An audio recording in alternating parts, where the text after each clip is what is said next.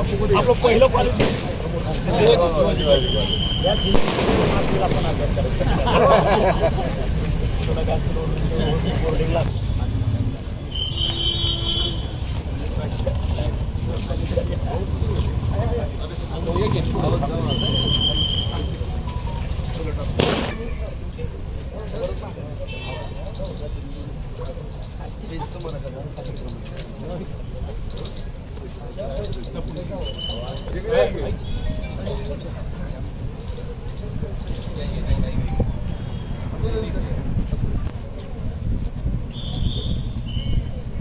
शिवाजी महाराज की छत्रपती शिवाजी महाराज की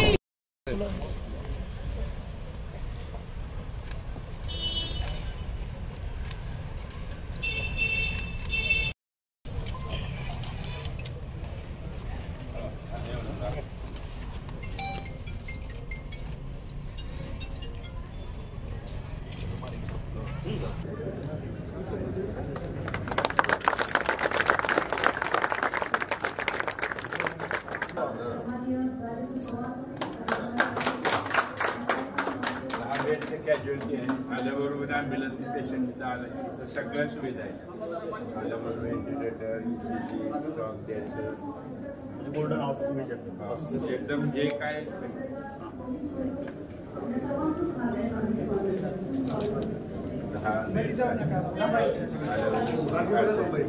everything under शेजारी एक्सरे आहे त्याच्या शेजारी CT स्कॅन MRI बसवायसाठी प्रोव्हिजन केलं आहे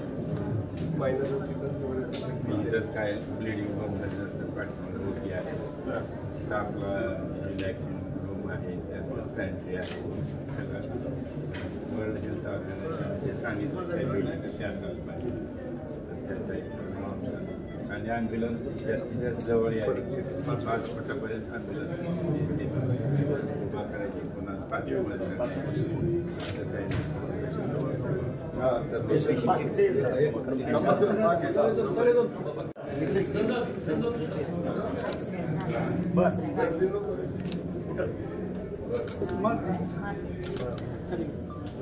काय साहेबाला एक्सरे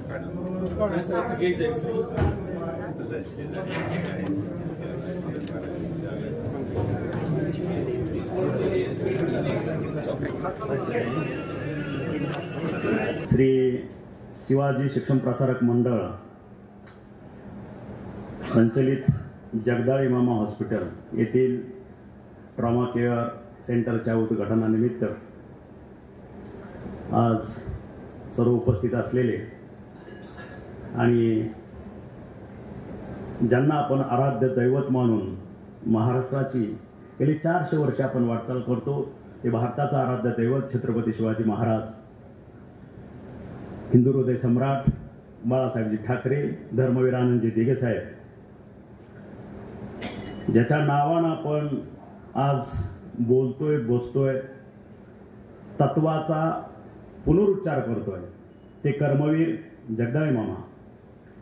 आणि ह्या व्यासपीठावर उपस्थित असलेले बार्शीचे आमदार राजाभाऊ राऊत, संस्थेचे अध्यक्ष doctor BY Yadav sir, Dinkarraoji Jagdale, Rajendraji Pawar, आमचे मित्र माझे सिनियर कॉलेजचे नंदन जगदाळे, आमचे मार्गदर्शक महादेवदादा अंधारे, जयकुमार शितोळे, PT पाटील, संस्थेचे सर्व ट्रस्टीज सदस्य, ह्या हॉस्पिटलमध्ये कार्यरत असणारे, लोकांना सेवा उपलब्ध करून देणारे आमचे डॉक्टर्स, परिचारका, आशाताई, टेक्निशियन, सपोर्टर्स, उपस्थित असलेले संस्थेतील सर्व स्टाफ, पत्रकार बंधू, इलेक्ट्रॉनिक मीडिया आणि ह्या ठिकाणचे सर्व बार्शीकर आणि आसपासच्या परिसरातून उपस्थित असलेले माझे सर्व सहकारी.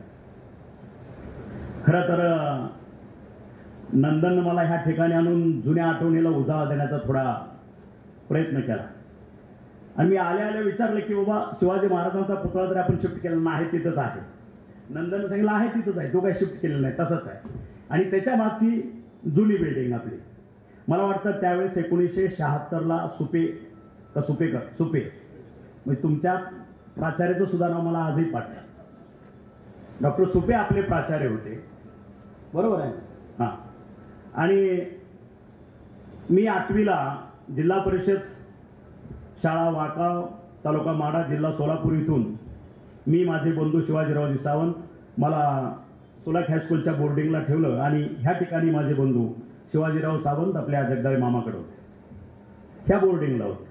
आणि त्यावेळची पद्धत मनी ओरिएंटेड नाही. आपल्या गावाकडे जसं 18 पगड जात 12 बोलवतेदारी, वार्षिक उत्पन्न काय असेल ते 1.5 पोती ज्वारी द्यायची वर्षाला आणि त्याच्यात राहणं, शिक्षण, खाणं सगळं, त्या पद्धतीची त्यावेळेचं पद्धत होती.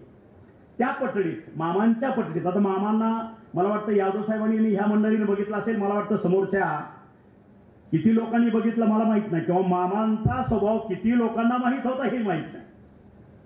पण मामांच्या सगळ्या स्वभावाची कल्पना विद्यार्थी म्हणून आम्ही घेतली असेल, स्टाफ म्हणून तुम्ही घेतले असेल.